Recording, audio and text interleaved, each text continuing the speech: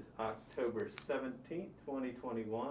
I'm Brian Williams, and I'm here in Mississippi State University with Ms. Paulette Ferguson. Mrs. Ferguson, could you state your full name? Paulette Hughes Ferguson. And where were you born? I was actually born in Mabin, Mississippi, but I grew up in Eupora, Mississippi.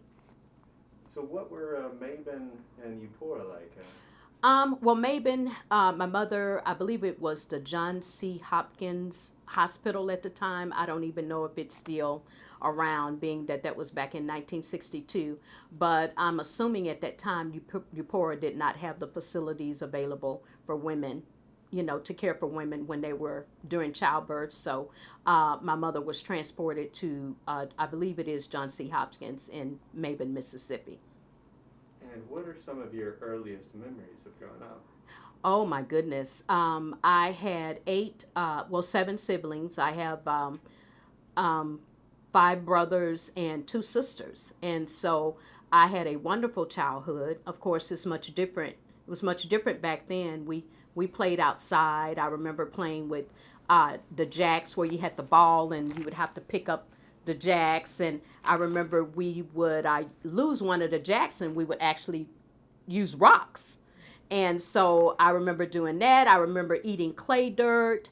I remember my home was in a rural area, and right across the street, before one of my neighbors moved his cows over there, when we were little kids, we would go across the street to play or go across the road to play. And I remember the trees, big old trees, and I remember these big trees with the limbs hanging down. And we would actually jump on those limbs, and there was like this big ditch or whatever, and we would grab that limb. I can't believe we did that. And we would go from one side of that swing, from one side of that ditch to the other, and we were not even scared. It was just the most fun thing. And of course, after we would do our chores, as far as cleaning the house or washing dishes or whatever, well, then we could go outside to play. And no one really worried about, what we were doing, because our whole entire block, your neighbor's parents could give you a spanking if she wanted to. And then you would come home. By that time you get home, she's already told everything that you did. And so you would get another spanking from your mom. So we were poor. We were very poor, but we loved each other. And it was just a wonderful time. It was just a wonderful time. So, but yeah, those are some of my fondest memories of, playing with my siblings, and also, with the neighborhood children. So, and I'm still very close with some of those people still to this day. So that's my neighbors are actually my family in spirit. So I had a wonderful childhood. And where were your parents from? Were they also from? My parents were also from Eupora. They were also, I don't know if they were born in Eupora, but they were also raised in Eupora. And what were they? What were they like? Oh my God, I had great parents. My mom was a stay-at-home mom.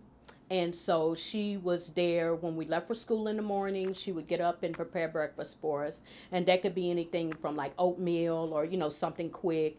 And because there were so many of us, she would always prepare like big boilers of food or whatever. So, she could feed all of us. As a matter of fact, it was a while before I was able to learn to cook small portions of food, because while I was growing up, I watched her prepare large amounts of food, especially for my five brothers and my dad.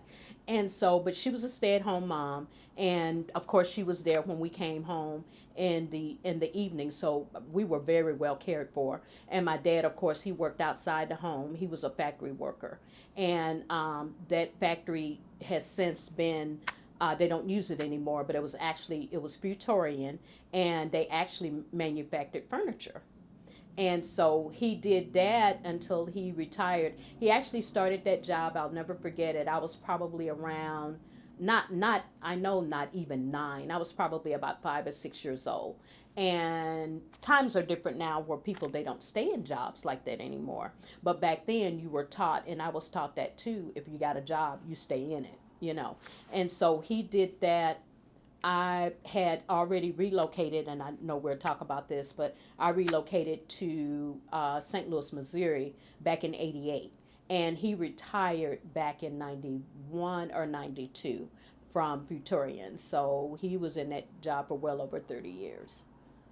So, but yeah, my dad was a factory worker, and my mom was a homemaker.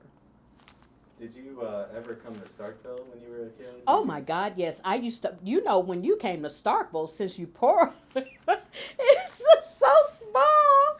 You thought you were doing something big. I mean, Starkville was like this metropolis, for us, because Webster County, is so small. It's one of those little towns where if you blink when you come through, you're gonna miss everything. But it has so many stoplights, and we just never could understand that. But it was wonderful growing up in Eupora, because everybody knew everybody else. My teachers knew my mother. When I went to church, the people I went to church with knew my mother, and so we were a very close knit town for blacks, for whites, for anyone. We all knew each other. We all knew each other's parents. And so that's what made it, such a beautiful thing, because it was small, but it was very close knit. And did you know much about the countryside around Eupora? Did you? A little bit. Of course, I'm not exactly sure what percentage of it is rural. Probably most of it is probably rural. The area that we lived in was pretty much rural. They had built it up, with houses or whatever. But when I was talking earlier about the big pasture across from my house, most of it, yeah, there was. I guess if you really look at it, all of it except for downtown Eupora, it could be considered countryside. So Eupora was basically country. It's basically rural. There's areas like downtown Eupora. There's other places like Churchill. There's different fragments of it where it I guess it could be considered a suburban community, but for the most part, I'm not exactly sure what the percentage is, but there's a very high percentage of rural or countryside in Eupora.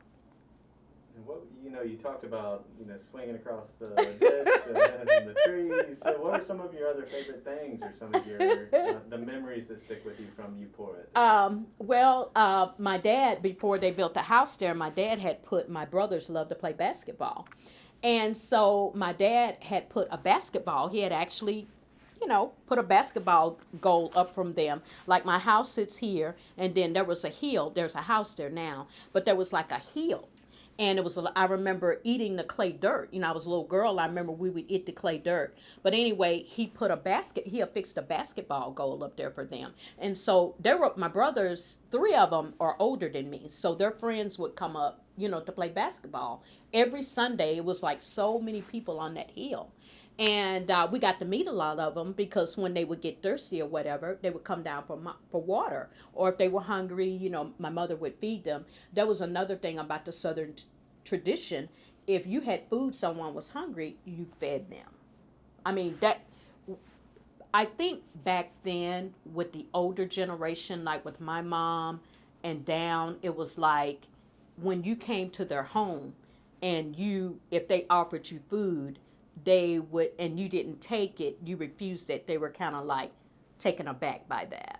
And it also maybe had to, well, I'm pretty sure it was linked or connected back to the way that they grew up, because my grandmother grew up during the Great Depression, but of course my mom did not. But my grandmother, all of that learning and all of that played a big part in her life. And back then, people were hungry, going through things, so they were always trying to feed everybody. That was just the way of life. I remember to get back to the basketball goal, that's one of the things that I enjoyed, even though I never did play for my school or anything like that. I just enjoyed watching the older boys playing, So my brother's older friends and all of that. So basketball, we would play back then. Kickball was really popular, so we would play kickball, volleyball, which I didn't like too well, but I would play it because I was playing with my friends. So just different sports, dolls, getting together with my neighbors and pretending we were building a school or whatever and being teachers over our dolls and all of that. So was a lot of fun. So those are also some of my my childhood memories. You mentioned eating the clay dirt. Oh yeah. It was good. It probably wouldn't be good now, but it was good. Yeah, we would eat clay dirt. Not a whole lot of it. I think more so it was on the a dare. Is probably how it started out. I dare you to eat that. Like kids do or whatever. And it's like, that's not too bad. So, but yeah. Yeah, I do remember eating clay dirt as a child. Yes, I do. And what does the dirt taste like when you? I don't even remember what it tastes like. To even be probably much of nothing, but when you're a little kid, everything is so fascinating to you. So I can't even remember what it tastes like. Were there any big events that went on that you remember? Pretty much I remember the biggest event that we probably had in Eupora was probably the Christmas parade every year, where, the families, came together to attend the parade. Of course, that was all connected with the schools, with the school. And because it was just Webster County, we just had one high school, one elementary school, and one back then they called it junior high. Now I think they actually call it middle school. Well, back then it was Eupora Junior High when I was in school. And so we would have the Christmas parade, and of course the school, and then Eupora can actually, back then, I think it's changed a little bit now, but it was actually considered an industrial. They had servo factories there. They had, they call it the glove factory. I can't remember the exact name of it. Of course, they had the factory that my father worked at, and then they had like a couple of more. It's a little industrialized town. They probably had about 5 factories there.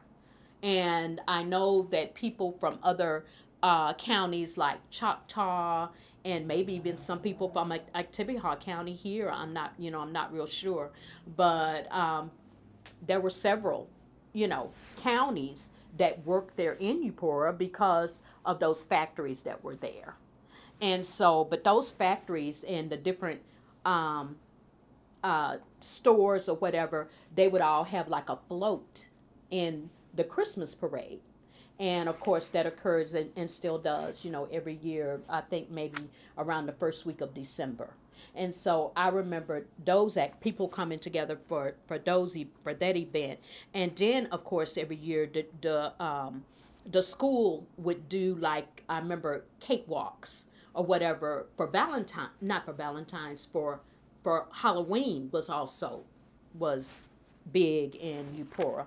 And they did fundraising. They would do the cakewalk where, the mothers would prepare cakes and then they would sell them at the cakewalk, as a fundraiser, for different things. So that was a big time too. I remember, the haunted houses they would set up, and of course it was very scary, or whatever back then, but they would take a portion of the school, and I remember it would always be the elementary school. They would take a portion of the school and they would set up, a haunted house or whatever. And but yeah, that was pretty big too, during that time. As far as any other event that the whole community participated in, I'm trying to see if there was anything else. I know different churches or whatever, they would have like Thanksgiving dinner for people, or Christmas dinner, they would come together for that.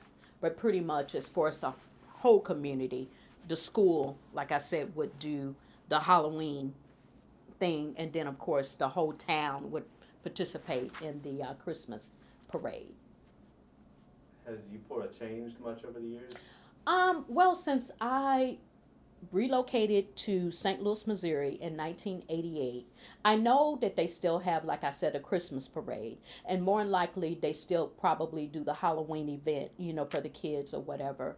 But since I was gone for such a long time, I know that the Closeknit, I know that that's still there. Um, I know that families still, they still care about each other. I know that now it's a matter of the people that I probably graduated high school with, their grandparents like I am. I think a great way that has gotten everybody, because I think we probably had kind of, there was a separation there, or that had kind of fallen off. But I think with social media, with Facebook, Twitter, or whatever, that has been a means of everybody coming and connecting again, which is a very good thing. So many of the people that I graduated high school, they're now my Facebook friend, which is beautiful. So of course, we post pictures of our children, grandchildren or whatever, even though you may not see them, because I have not seen them in years. And so just now being able to connect with them in addition to their extended family, and their spouses or whatever, it's great. So as far as that close knitness and, the connections are still there. I can still say, and you can tell that it's sincere. They are sincere connections. Since I've known them pretty much all my life, and ever since I was a child, I feel very close to them, even though I haven't seen them in years. But especially the ones that graduated, I graduated in 1980, and I can truly say I love my classmates, and I want them to do well, and anything I can do for them, I would definitely do it. Because they're almost like siblings, you've known them all your life, so, and I care about them, so I believe that's definitely still there. That caring is still there. So you said you moved to St. Louis in 1988. 1988, yeah. I relocated to St. Louis in 1988, and there I worked with several major. I was in corporate, and I worked with several major manufacturers. I call it my first real job in St. Louis, was with now it's called Nestle Purina. But when I first began working there in the early 90s, it was Ralston Purina. And so I was in supply chain. I did client services in supply chain. So learned a lot. I went from there. Of course, they make dog food. They make dog food, and at the time when I was there, they also, or pet food, they also made baked goods. They did that as well, and some cereals. And so, but of course, since then, that was back in the 90s, since then they have branched off, and those companies made their own companies, and now, they're doing something different. But I also worked with Energizer. I think my second was, Energizer Battery Company. No, it wasn't. It was Aurora Foods. Aurora Foods was also tied to Ralston. They, like I said, every those companies, they, it was one big company, and then they kind of split off, and they kind of started, doing their own thing. But I worked with Aurora Foods. They also in supply chain. They made like log cabin syrup, the what's his name, the fish guy, the tuna. I can't think of the name of it. What, Starkiss, Starkiss tuna. Yes. Yeah, Charlie, the tuna. And so they also made the Duncan Hines, the cake mixes. They did that, and Aunt Jemima, pancake syrup. So Aurora Foods, they had quite a few. They had quite a few brands. So they left St. Louis. They actually relocated to, I think, somewhere in New Jersey. So, but before they could do that, they were very honest with us about them closing. So before they could leave, I was able to get a job with Energizer Battery Company. The Bunny, their their little mascot or whatever you want to call them. So I worked with them from 2003, I think, probably until about 2009. And so corporate, very good money. I would recommend it, especially to our young people. They have great benefits, but you know how after a while you kind of find your best fit, and it's like, okay, I don't want to do this anymore. I want to do something else. And so that's how I got into community engagement. Um, After I left there, and it was okay on both ends, I'm like, they were going through, they were making a lot of changes, and they was going through a reorg. So I went to their human resource department, and I'm like, because they were trying to figure out, of course, they target the older, the people that were ready to retire first, to say, hey, these are packages, they're available for you. Of course, I did not meet that requirement because I was still like maybe in my mid 40s. And so I went to them and I'm like, look, someone can have mine. You can. That'll be one less person, early retiree, that you'll have to contact. I said, because I want to do something different. At the time, I had just, I had started working on my dual master's program. And I'm like, I'm pretty sure that I do not want to be in supply chain or in corporate, for the rest of my time here. So, I started working on my master's and all of that. So I separated myself from the company. And like I said, it was mutual, you know. And so my first assignment, it wasn't actually a job, but my son, he was in private school. It was very small Christian private school, and they needed a lot of volunteers. They were short on staff. It was just a little small school. And so I just began to volunteer with them. And at the time, their fundraising person had left. And so therefore, I volunteered to head up their fundraising committee. So that was actually the very first community engagement or nonprofit activity that I did. And I will say I did very well at it.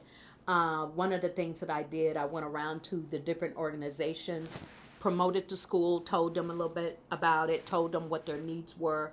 And for the ones that did not give financially, they gave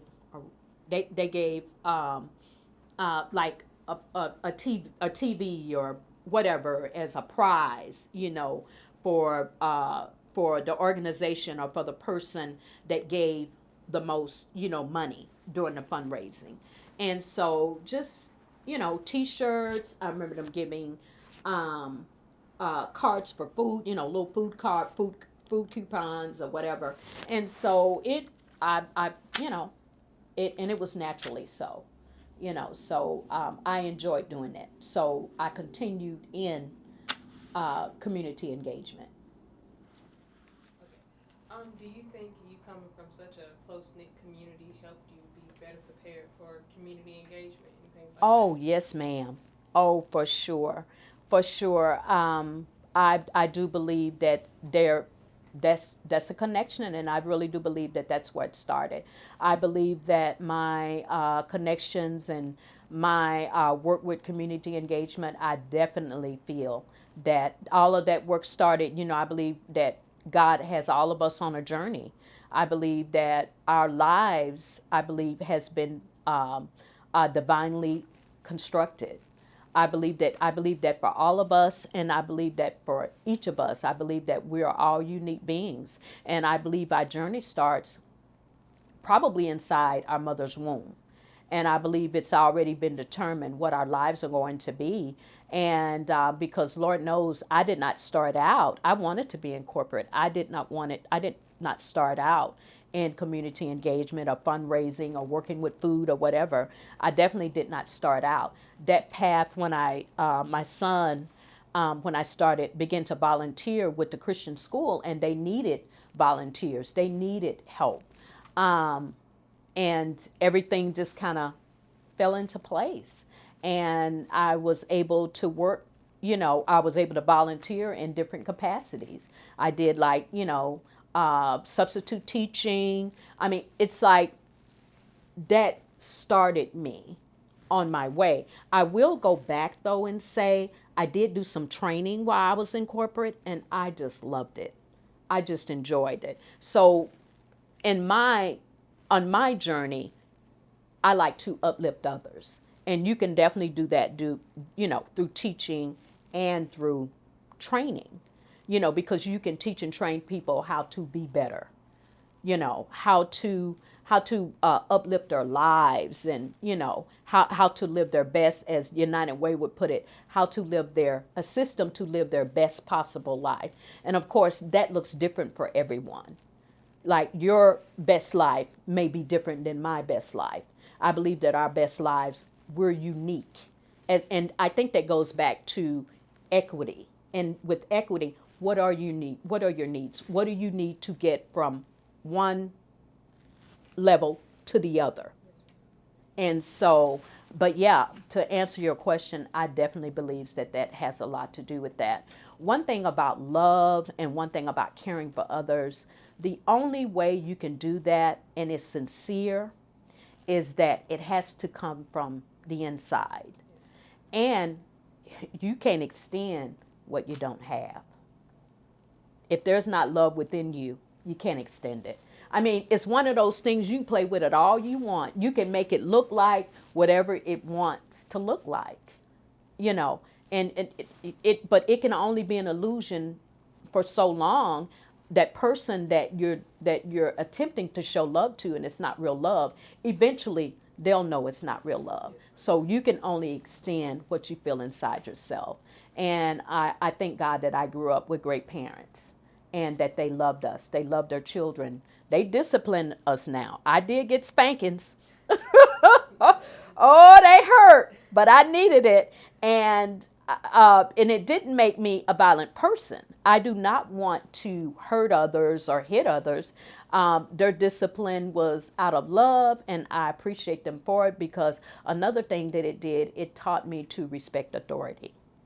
And I believe that love, and I believe respect, and all of that starts at home. We can put the responsibilities on the teachers as much as we want, but we all know if you have children, that needs to start at home. And then it goes outside the home. And people really get to see what type of family life. People don't realize that when it comes to your children. They get to see what's really going on, based on your child's behavior. As long as it's not connected to some type of behavioral issue, or something like that. So, but yeah, to answer your question, yes, it did. It did. It definitely prepared me for where I am right now. And I like the spot I'm in right now. I kind of like me. I kind of like me a little bit. I hope I answered your question.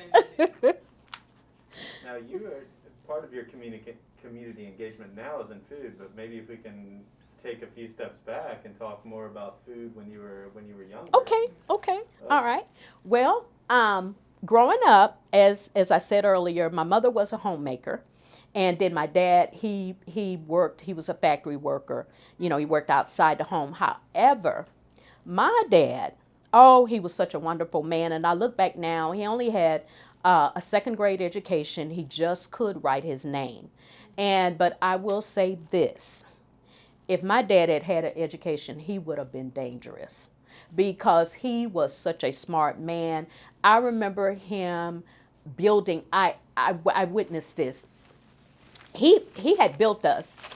We all had one thing, we were poor, but my dad did his best to try and make our childhood fun. Like, we all had a bicycle. And I remember him purchasing little dirt bikes for my brothers. And I think he maybe rode it every once in a while, but I remember him standing outside and watching my brothers on the dirt bike. He just enjoyed seeing them ride. And but anyway, another thing that he did, he actually built with his own hands, with the help of my brothers, he built a go-kart. And I don't know where he got that motor from, but we could drive that go-kart. The go-kart had an actual engine on it. And he didn't purchase this, he built this. And so, and I think about him now, that had to have taken the intelligence to know about measurements and how an engine works. And he couldn't read. He could not read, but I think God, that it was natural.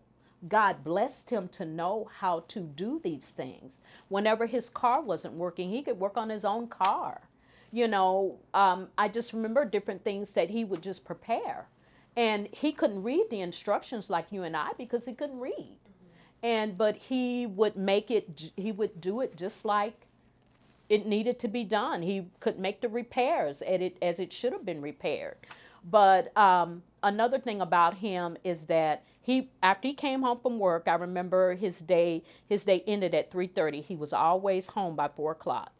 And if he wasn't working on tinkering around with electronics or whatever it was he happened to be working with, he was in the garden. So I had a garden. We grew up with a garden, and which of course, which supported and supplemented our food, our food necessities.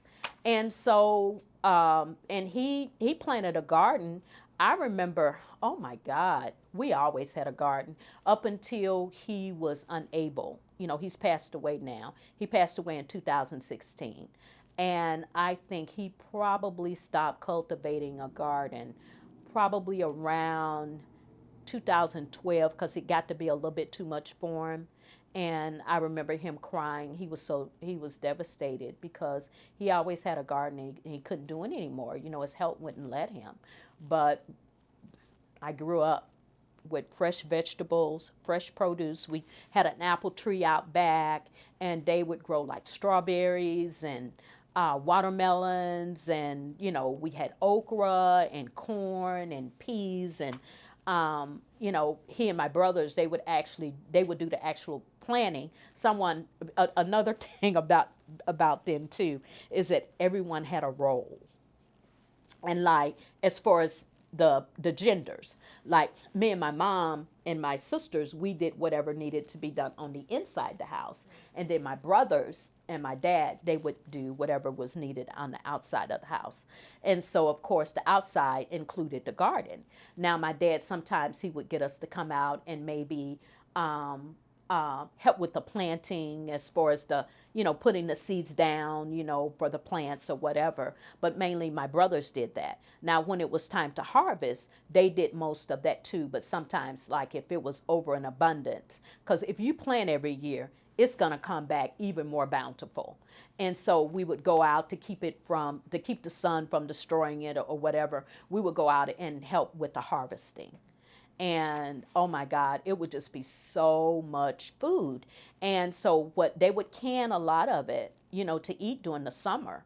And we didn't necessarily waste any food. And it would be to the point where we would share with our neighbors. And my mom was really good friends. She had good friends that she went to church with. She would call them and say, hey, we got all these peas. There's no way we can, and I've already canned what I needed. So, come, and I have peas, I have corn, because it would make so quickly. And I look back now, since I'm learning a little bit more about agriculture, it was rich soil. And so therefore it would come back every year. Another thing that my dad figured out is that, and I'm learning now in agriculture, when you're doing your garden, if you plant your corn in this spot this year, you want to plant your corn somewhere else. So you want to kind of move things around a little bit. And I remember my dad talking about that. I just remember him talking about that years ago. He would go, his name was Leroy, my mom's name was Pauline. And he would say, well, Pauline, we're not going to plant those strawberries there this year. We're going to plant them over here, and we're going to move the corn there. We're just going to kind of switch things up a little bit. And lo and behold, I was in a presentation a couple of weeks ago. Matter of fact, it was a small farmers conference I was listening to, and they brought that up. And so those things really brought back a lot of memories. But just to go back, and I know I talk a whole lot because I enjoy talking, but we had a garden, always had a garden in our family, and it supplemented, our food supply. So when, like I said, he planted different things. We had a garden every year up until probably about 2012. And so that's how we supplemented our nutrition. What was your favorite thing out of the garden? Ooh, probably strawberries. Probably the strawberries. And then probably next to that, probably corn. Because at the time, my mother would prepare it different ways. Sometimes she would, some type of ways, she would make her own cream corn. I don't know how she did that. Sometimes she would keep it whole, you know, or sometimes she would mix everything together. But I think maybe my favorite was probably the fried corn. Like it when she wanted to do like a little treat or whatever, you know, she would fry the corn up for us. Another thing that she would do with any fruit, we did have an apple tree out back, and she would make, back then they call them fried apple pies. And, you know, she would have us peel the apples. She would slice them up, put whatever she, you know, whatever she needed to do with them, you know, to sweeten it up a little bit. And she would take the mixture, she would roll out her dough and scratch. She did everything from scratch. And she would roll out her dough. And I don't know how she did that because I've tried doing it and I can't do it. And she would make these pies. And and she made them over the stove. You know, she didn't bake them. Those were one that, well, the name fried apple pies, but she made them over the stove. And she would also, that would be treat for us as well. But everything was pretty much from scratch. Everything was from scratch. My mom did not do. Now when we began to get older, we would buy like the Duncan Hines cake mixes or the frosting or whatever. But my mom did everything from scratch. And it's so funny because when we started to get older and we were able to like give her gifts, you know, for her purchase gifts for her birthday, you know, if we had money or for Christmas or whatever, we would buy her different things to help her in the kitchen, like what is it called?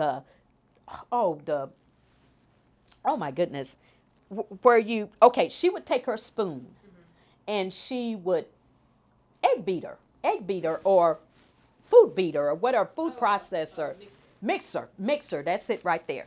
Okay, so she would take a fork and she would mix whatever it was she needed to mix. And so when we got older, I said, you know, we didn't like seeing her do that. And so, but we didn't know at the time that that's what she enjoyed. She enjoyed doing that.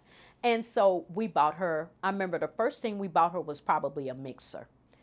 That thing was still in the box. When they both passed away in 2016, my mom had boxes of, you know, anything, any kitchen utensils that would have made her life, we thought, so much better or whatever, or so much more faster or so much more efficient. Those things, and we just divided it up between us. But everything, anything that we had bought her, we had bought them several coffee pots. Those coffee pots were still in the box because they used this little coffee pot that you actually place on the stove, and it would make that sound, you know, when the water was hot, and because they didn't like water. They didn't like coffee from a coffee pot. They wanted instant coffee. And the closest they would get to that is that they had this one coffee pot. You could actually pour the coffee grinds that you would use in a coffee pot, in a electric coffee pot. You could actually pour the grinds down in there and make your coffee that way. And so sometimes they would do that, but as far as a coffee pot, they never they never used any of that stuff. So I asked my mom, why didn't she use it? And she said, I tried using some of that stuff, but it made it taste different. And she said, I'm used to my food tasting a different way. So therefore, she said, I appreciate all of that, but she said, if I do it this way, I know that it's going to taste this way. You know, and so, I thought about that. She said, it's not necessarily about being more efficient or faster or whatever. She said, I enjoy doing that. She said, I've always done it this way. And she said, I like it when I know that my kids enjoy my food. And she said, I tried it the other way and it doesn't work. I said, okay. So I understood that. And now, since I'm older, I appreciate that. I appreciate that so much, that she took that extra time or whatever it was. I'm sorry, that she needed to do that. It's beautiful. Okay, now I'm okay. What are some other things that your mother did that you really think about? Just whatever we needed. Like I said, we were poor, of course, so there was a lot of hand-me-downs, as far as clothes or whatever. Just making them fit, the right size for each of us. She treated all of us, the same. We all know that she loved us. So just preparing our meals, making sure, we had clean clothes to wear, and just caring for us, just protecting us, from anything that she even thought that would be detrimental to our health or to us. She was just always there. And I thank God for my dad, because he wanted her to work inside the home. And I remember him telling her, he was like, yeah, we probably could use the money, but I want you here with my kids. I want someone here with my kids when I leave for work, and I want someone here, when they come home from school. And so we could have definitely, because some mothers did work outside the home. And so, thank you, sweetheart. And but he did not want that. He did not want that. He just didn't believe in different things. Another thing, like and I know some people receive like public assistance or whatever, but my dad was against all that stuff. He certainly could have, but he was like, these are my children. I made them. I can take care of them myself. And so therefore, that's why we always had a garden or a livestock. Like we always also too, in addition to the garden, we would always have like a pig or something, for consumption, or a cow or whatever. And they would process that, and that would be our meat. Pretty much when we went to the store, we pretty much went for like salt, pepper, flour, sugar, meal, those items. But as far as food, we already had it there at home. So that's pretty much how I grew up. Now, when I relocated to St. Louis, that was different. that was different, because I didn't have access, to a garden or whatever, and so therefore I did use, more so canned goods, or also too there's quite a bit more restaurants or whatever. So my eating habits changed.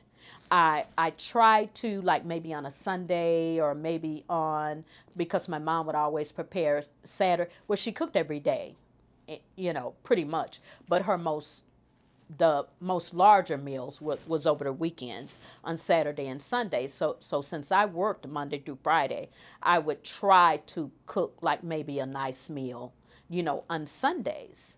And sometimes, of course, since there wasn't a garden, there were farmers markets or whatever. And sometimes I would go there, and shop or whatever.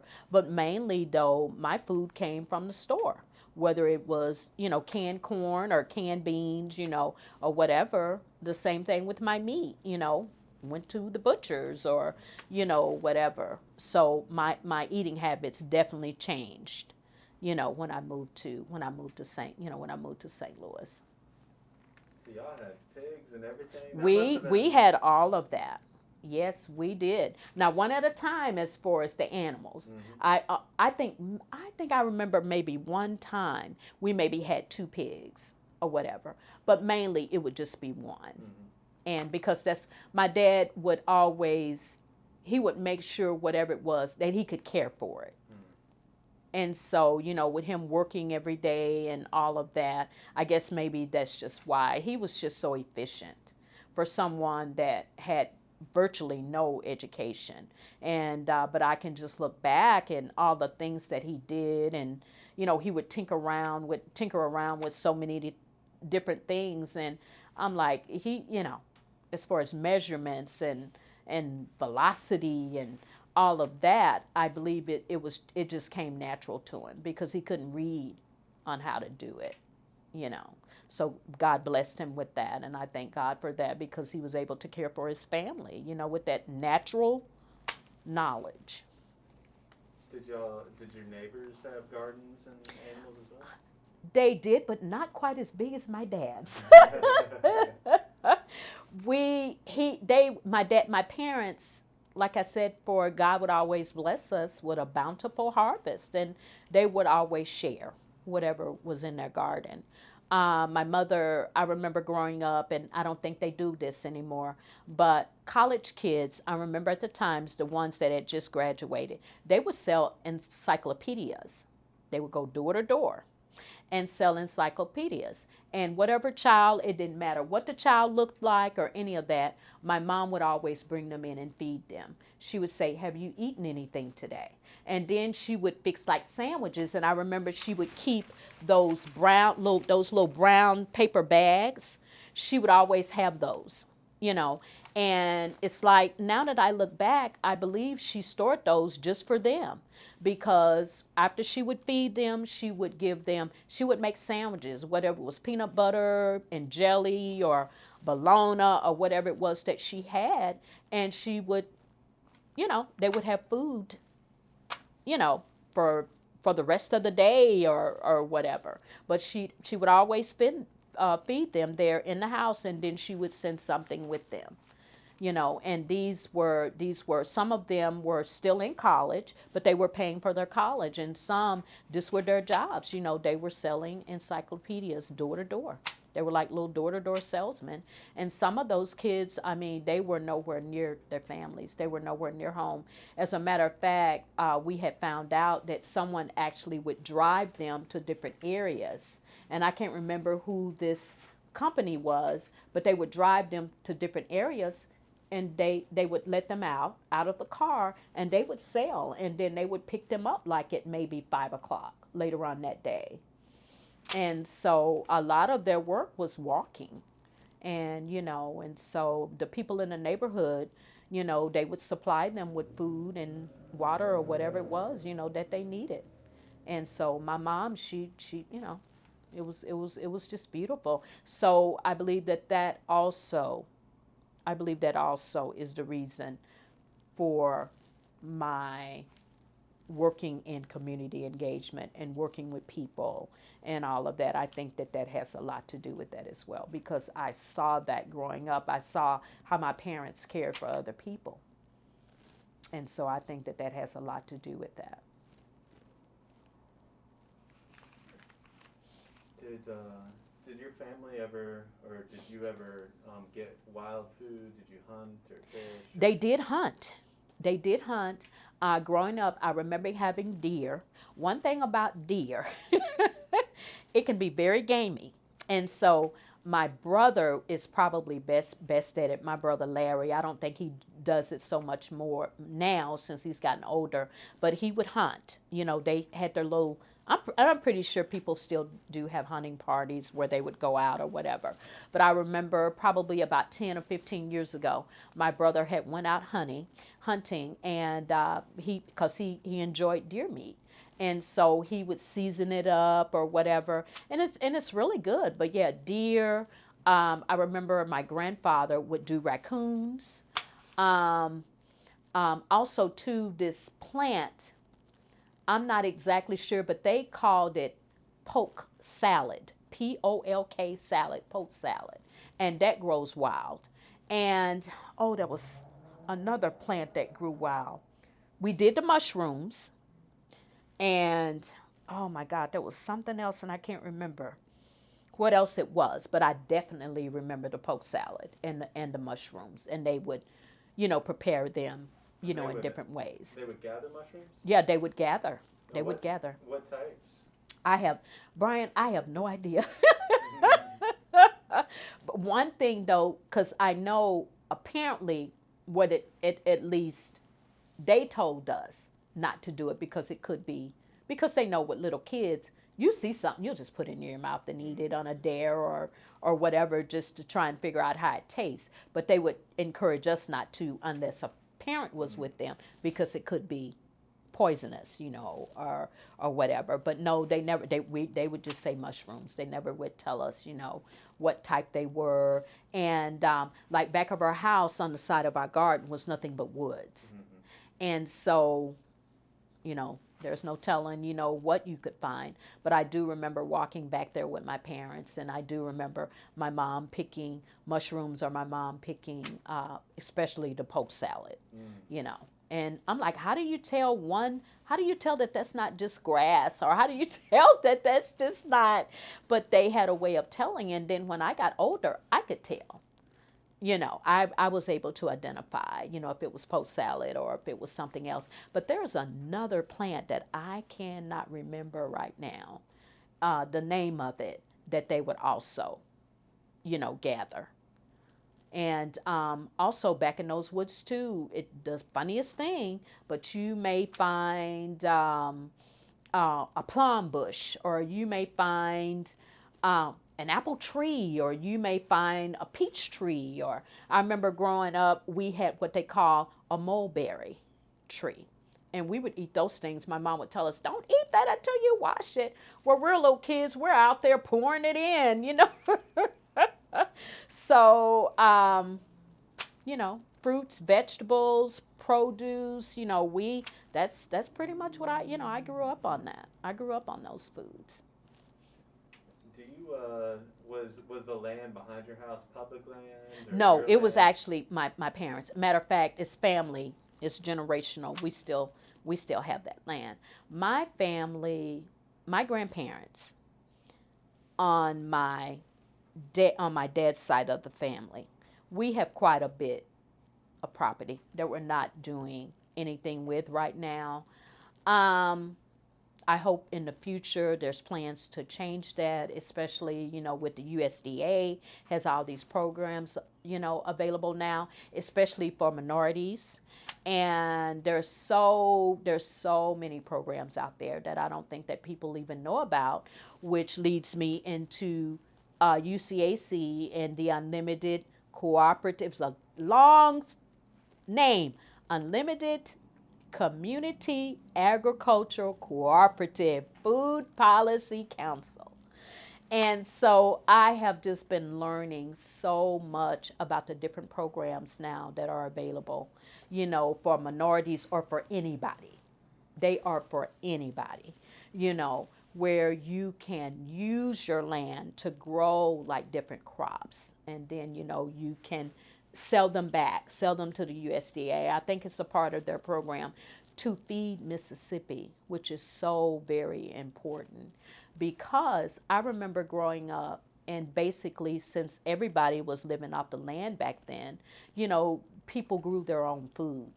And I've forgotten what the percentage is now compared to farmers, the number of farmers back then and the number that we have now, because that number has definitely decreased. It definitely has decreased, over the years, because most people now, they're not farming. They're in corporate, or they're working, manufacturing, or whatever. They're not working outside the home anymore.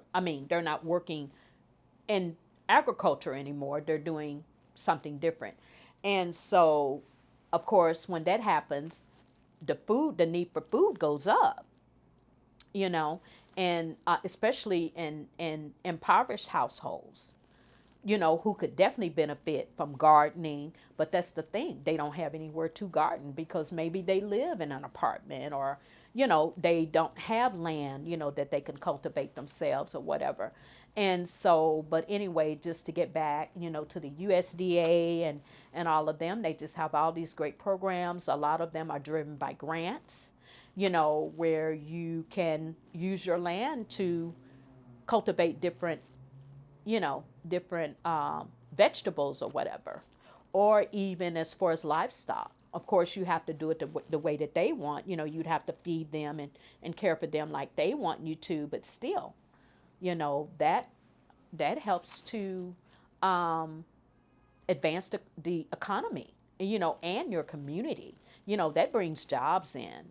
That accounts for a lot. So I just have definitely enjoyed I'm so glad because the Food Policy Council, when I first came on board, and this was back in late, I think, 2019, and I came, a friend of mine, and I'm just going to say Carly, but a friend of mine had invited me to the Food Policy Council meeting. And so, and this was right prior to the pandemic happening. And so I went for a couple of meetings, and at the time, um, a, a, a garden had been, I think they had established a garden in Mabin or somewhere. I can't remember. But anyway, we were just looking to do other things. And so the pandemic happened, and I think we actually stopped meeting maybe around May. And I think from May to August, there was those months, they didn't meet anyway. There was like a little break. And so, like a little summer break or whatever. And so, but right before we stopped meeting around that May, the oh God, what is it called? Not the president, they were called chair. The chair was over the program. He wanted to do something different. You know how life just kind of takes us into another direction. And so he just asked, oh, who would like to be on the board? Well, I'm like, I think we can really, in my mind, I'm thinking we can really do something because with this organization, because even though we don't have a clear vision of where we want to go or what we want to do, the people were so, I mean, it's still that way now. I'd rather have 3 people who are really in tune to what they're doing and who really care about what they're doing and really willing to exert their time and their energy. When you volunteer for different programs or to be a part of a different organization or whatever, that's going to take you away from your family. So you need to make sure that that is time well spent. And because you're trying to be a part of something that's a little bit bigger. And so when I saw, even though we did not have clear objectives back then, I saw people that really cared about that Food Policy Council. And I'm like, this is something that I can definitely be a part of. We can make this has the potential, we can turn this into something. We can make this something great. Because the people that were there, Brian and others, they cared about it, and they wanted to grow. They wanted to see it grow. And so when it came up to have, since at the time the chair wanted to do something different, I'm like, I'll be on the board. I'll do it. Didn't know what I was going to do. Didn't know how we were going to do it, but I just knew I wanted to be a part of it. And I just knew that even though that was my first time ever working with a Food Policy Council, I felt that I had worked with enough organization. I had sufficient knowledge, to move it forward. And so, so the chair was not me though. Someone else took the chair position, and I took the vice chair. And that person, they had some personal issues come up, so that automatically moved me up to chair. And so that's how I became chair over the Oktibbeha Hall Food Policy Council. And so we just started doing different initiatives. I think we worked with the health, what is it, the science, what is that department? It's not this department, I think it's another department, where the students who needed internships, with food policy and all of that. So they began to contact me, and we brought a couple of those students in where we actually did it over Zoom, and they talked to us about, what they were doing. So we got them hooked up with like the J.O. King Center, so they can work with those kids, or whatever. And so then we agreed, and I'm going back, so I may be a little bit sketchy. we all decided to do a farmer's market. And so, and we were looking for, we were going to do it no matter what. We had already made it up in our minds, hey, this is something that the Food Policy Council, this is something that we really want to do. And so whether we received partnership or not, we were still going to do it. It just so happens that one of the members in our group, he is president over UCAC, Unlimited Community Agriculture Cooperative, and it's his organization. They are a nonprofit organization, and what he does is he provides, his name is Orlando Trainer, and I'm pretty sure he doesn't care about me saying his name, but what he does, he provides education and workshop to socially disadvantaged farmers, ranchers, and landowners. So what we do is we set up different workshops and educational materials or whatever, we provide those for that group. And like we have one scheduled for this Thursday at 5 p.m. in Noxubee County at the Noxubee County Civic Center. And what I do, I'm responsible for the event planning, getting everything scheduled, getting everything set up, bringing in speakers to present, and also I have packets of information available for that, for that group. And inside the packet, it has information on the USDA and what their programs are, the NCRS, and I hope I'm abbreviating that correctly, and I'm sorry, right after National Conservation, I've forgotten what the RS stands for, but anyway, they're also a great group that they have financial assistance available through grants. They're also the ones who will come out, like if you are interested in growing vegetables or whatever produce on your property, they'll come out and actually test your soil for free. And so it is just two great organizations. Another organization that I've been working with as far as food and who is top notch is Alcorn State University. They have just a great agricultural department, and they also work in alignment and connect with the USDA and with the NCRS as well. And they also have programs available. They have a lending program that's available. Like if someone wants to purchase land, NCRS has that as well. Like if you want to try out agriculture but you don't have any land, they have a program where you can actually purchase land, and and they can get you started. They can get you set up. As far as food, just to go back a little bit. My background in nonprofit or working with the community was not in food. I actually started working with food when I relocated here to Starkville, and I started working with the United Way.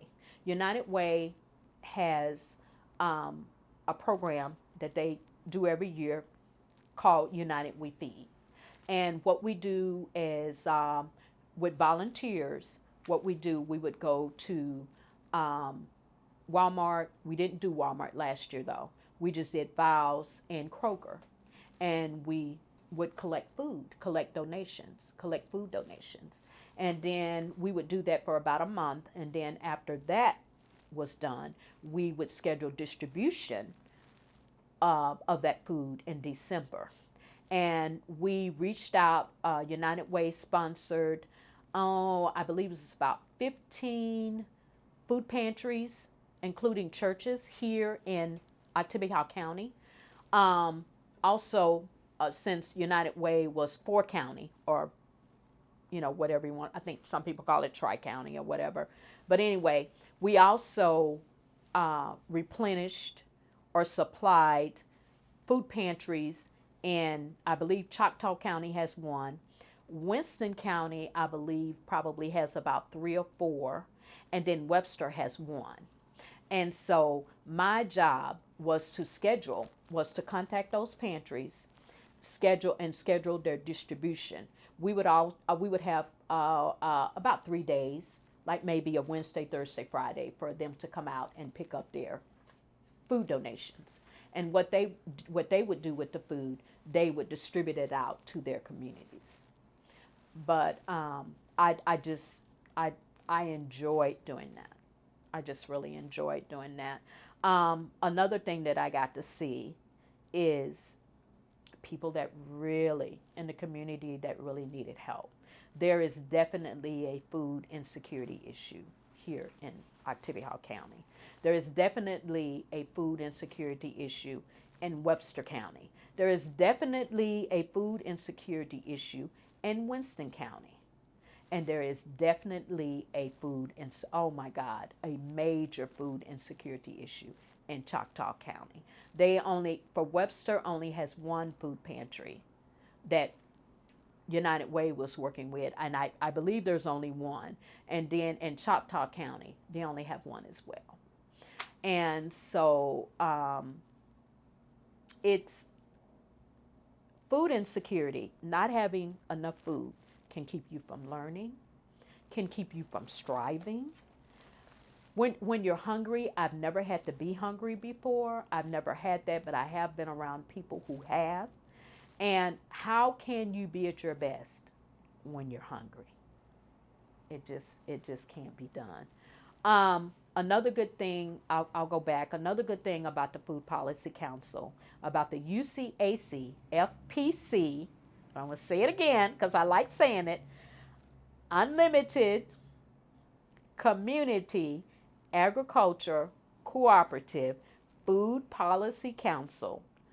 In addition to providing educational workshops and demonstrations and seating and all of this, in addition to providing that information to our socially disadvantaged farmers, ranchers, landowners, we're also establishing a farmers market here in Oktibbeha County in an underserved community.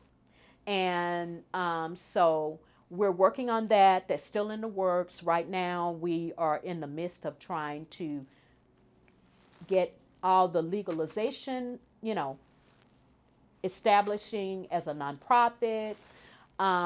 I don't know if we'll do 501c3, 501c4. I don't know at this time, but we're in the midst of trying to get that together.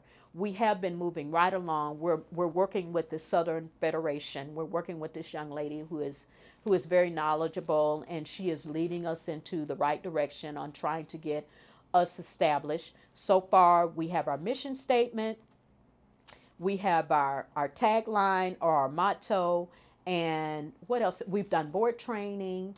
I know we have cooperative training that we have to do, and our bylaws. And I believe that's something else that we've done, but I can't think of what it is. Well, we have our steering committee together, so we've already formed our board.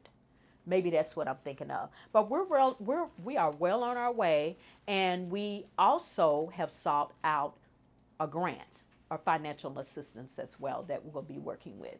And we're already in there. They're just waiting on us as far as the grant. They're just waiting on us to get the information back to them, because they need copies of our bylaws and all of that. So we're in the process of getting all that together so we can get that to them. But they're going to be working with us, and we're looking at April is our target month to open that farmers market. So we're also, it all kind of connects together with the cooperative and why it makes sense to work with Orlando's group, because Orlando reaches out to the farmers and the ranchers. And so it just brought everything into perspective. So now I'm connected with those farmers that we could use at our farmers market. And so it's all I can say is going to be grand.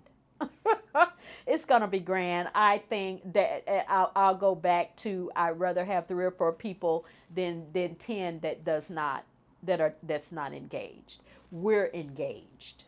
in what we're doing, and we believe in what we're doing, and we respect one another, and we know the reason why we're doing it, and which is the reason why we chose that particular location to do it in, because we want to be able to provide access to nutritious, to healthy foods, and to the resident in that area.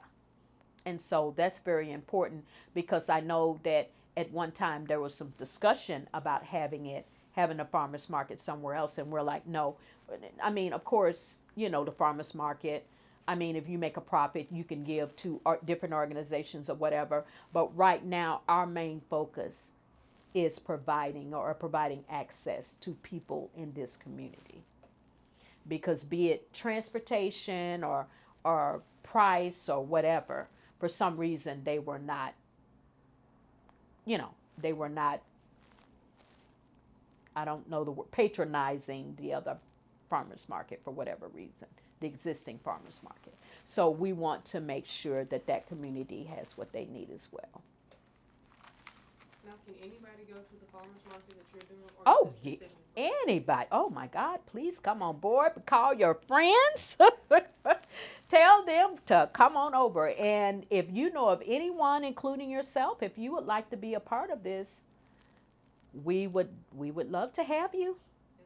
We would love to have you. I believe it's I believe it's just going to be a good thing. I know it's for a great cause. And I believe that God is behind us. And that's pretty much what keeps me going. I know sometimes I'm tired and I may not feel like doing the agenda, but I'm like, Lord, this is something good for others. And so out of nowhere, he gives me that strength, because I got so much stuff going on. But some type of way, I'm focused and I'm alert, and I know that that's the reason. Anytime God wants us to help others, especially people that need help. And so, yeah, as Brian can tell you, we're engaged. We're all in. We can meet with 3-4 people. We can meet with 5 people. We can do what we need to do, because we're all engaged. And I'd rather have a small number of people that are engaged and that want to do the work, instead of 10 that are just breathing and that's it. So, and I hope that makes sense. Yes, it does. I know I talk too much. We've been talking about food a lot, and I know you need to eat, so I just have a couple of Okay, quick okay, follow-up you're fine. questions. So you have land in your family, and you Yes. grew up on family land. Mhm. Do you know where when your family got that land and how? Oh, well, I know my mom and dad, because I grew up on that land. Is still our land.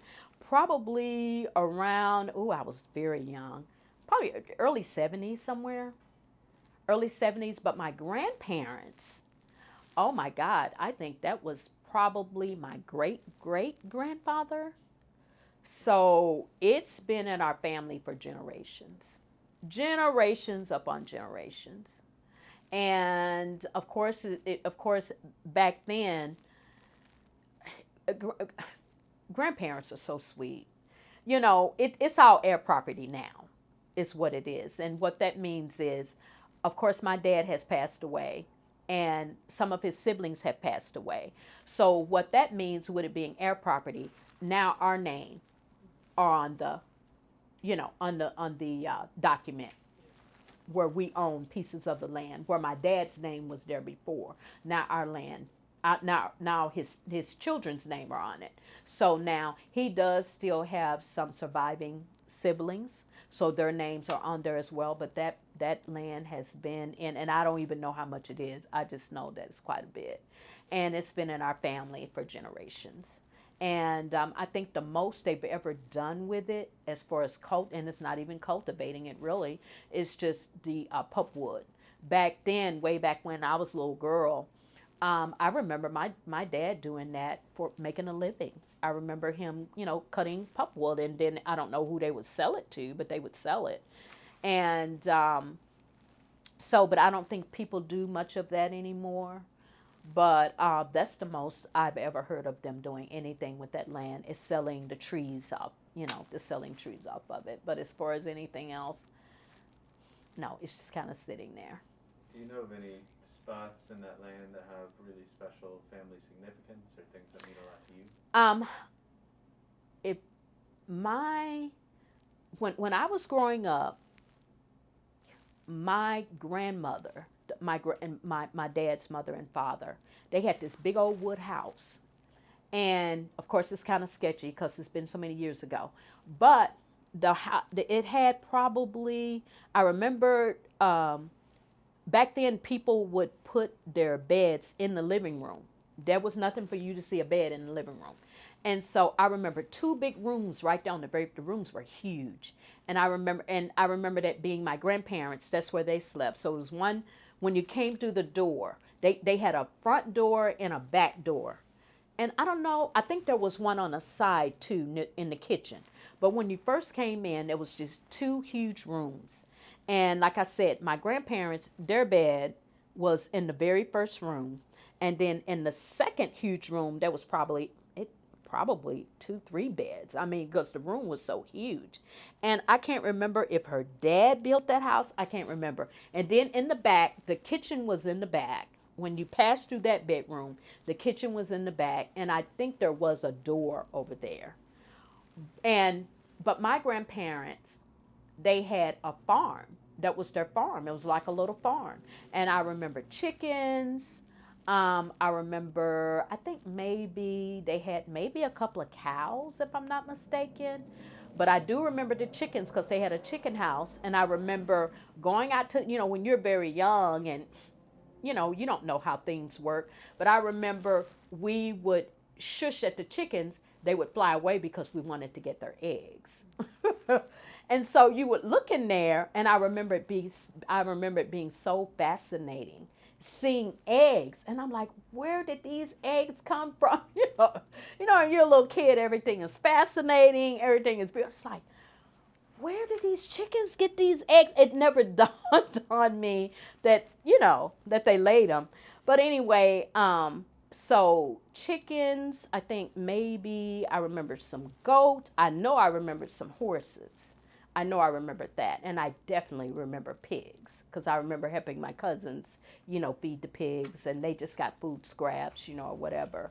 But yeah, so my grandparents had a farm.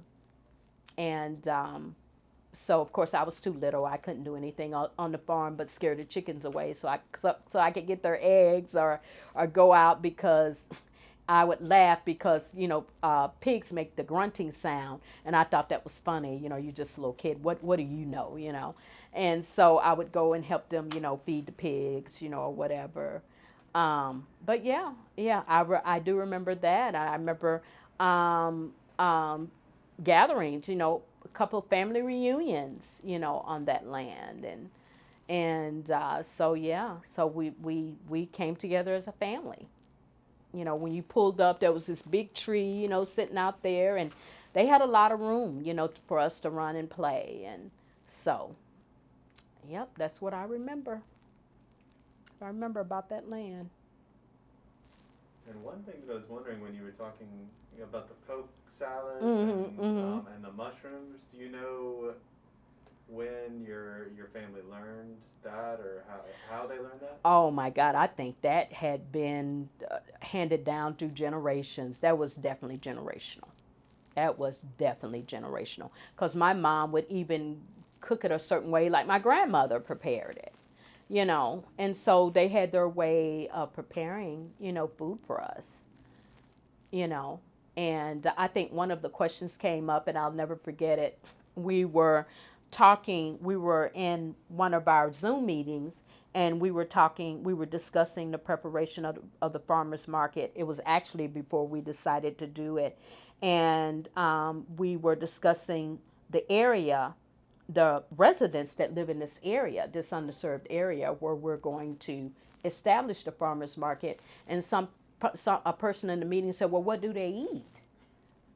And I'm like, well, sweet, they eat the same thing you eat. They prepare it a different way, but they need fresh fruits, vegetables. They need that just like you need it. So, But anyway, I digress. So, yeah. Do you have anything else you want to ask? And do you have something or any things that you've been wanting to say? Any questions you want to talk about? Well, I have definitely enjoyed this, and I want to thank you guys for considering me for this project. I really do appreciate it. Please tell Dr. Sistrunk thank you. Thank you very much. I hope I was candid enough. I was able to articulate my thoughts and all of that. And I did not swear, not one time. So I'm good. I'm good. Thank you guys so much. I sure do appreciate it. Thank you so much. This has been really, learned a lot and really nice. All right.